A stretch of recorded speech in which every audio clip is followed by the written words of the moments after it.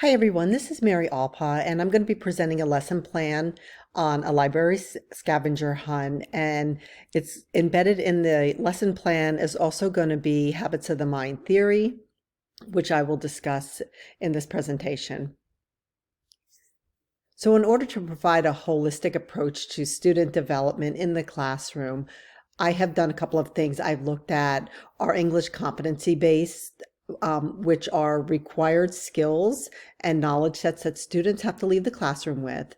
But in order to enrich the experience, I also embed habits of the mind theory into all of the content so that students have a richer understanding of how to access the content, how to produce quality work, and how to pick up the skills that they'll need to be successful in any of their classes.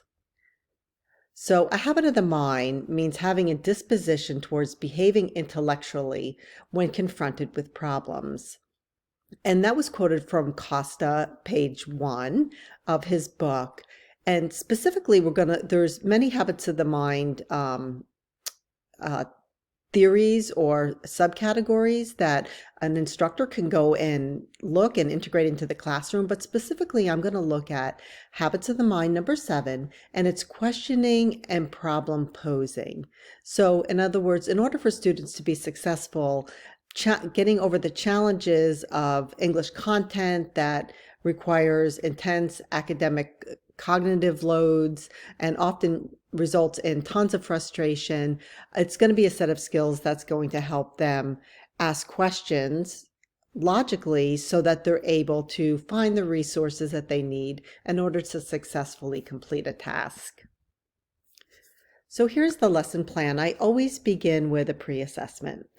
And since we're talking about habits of mind questioning, I always ask them if it's okay to ask for help, or do they view it as asking for help as a strength or as a weakness? So I use Poll Everywhere, and I do ask students to anonymously answer this question. So do you see it as a strength or do you see it as a weakness? And we get those results and I display them to the class. And most students are afraid, based on my experience, afraid to ask for help. They do see it as a weakness.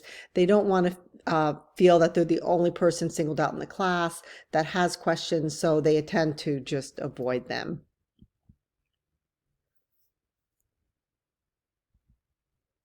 So after we go through the results, I pull up a TED video.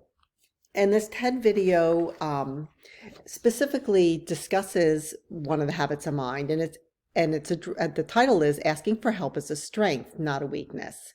And I tell them that we all go through challenges. Some of them you can see, like with Michelle Sullivan, but most of them that you can't see.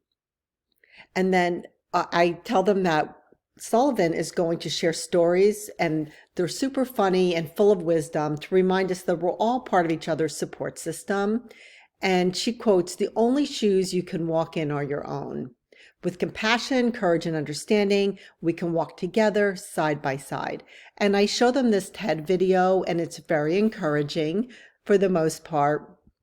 And afterwards, we do a post assessment. And the post assessment lets me know to see if they've changed their mind a little bit. So now that they understand Michelle Sullivan's journey, has it changed their perceptions of asking for help? And we share this with the class. And then I tell them that we're going to go on a scavenger hunt because I want them to become familiar with campus academic resources so that when they are frustrated in class, they have a resource to go to. And so we use our library media center, but I also assign them a certain librarian, and we call her the Ask a Librarian librarian, and her name is Renee Smith, and I give all of the contact information. She is by far the friendliest, most inclusive person on our whole campus. She loves our students, and she really wants our students to connect with the library framework and to know that that's a place that they can go in order to receive any type of support that they need. So then I go ahead and I begin the scavenger hunt. So the scavenger hunt, it's very short. It's a series of 4 or 5 questions or activities that they have to do. And they're broken into teams because I would also like them to build a sense of community with each other as well as integrating into our campus community. So I break them into groups of 3 and they collaborate on this assignment. And then they have a checklist and they go through. First is find the reference desk. Practice speaking to somebody that you don't know and that you feel uncomfortable with. Introduce yourself to the librarian, and that happens to be Renee, and ask her name, ask how they support students at the reference desk and the library hours. And this builds a connection between the classroom and the academic support. It also helps students locate one specific person on campus who's going to be in their corner.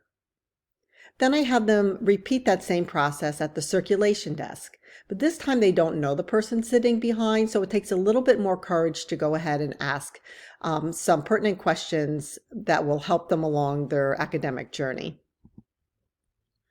Finally, I have them just take note of the physical presence of the library, and I have them check off all the things that are available. So are there scanners, copiers, printers, Wi-Fi, and where are the restrooms? So just so they can see how inclusive the library is in terms of not just support staff, but also support material. We have them do we have them find the book on Habits of the Mind, and they get practice writing a title and a call number.